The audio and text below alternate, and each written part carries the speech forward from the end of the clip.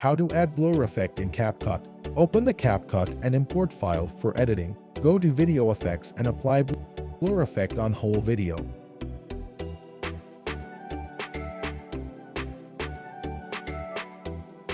Next, click on Overlay and add same clip.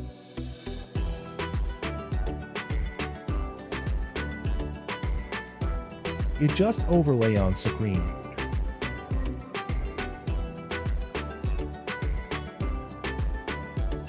Then click on Remove Background and cut the background of overlay that you added.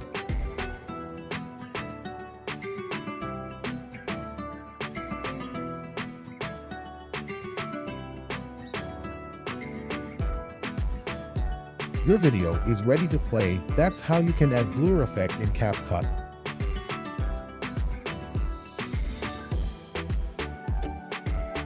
That's all from today. If you really enjoyed this video, don't forget to hit that subscribe button and ring the notification bell so you never miss an upload.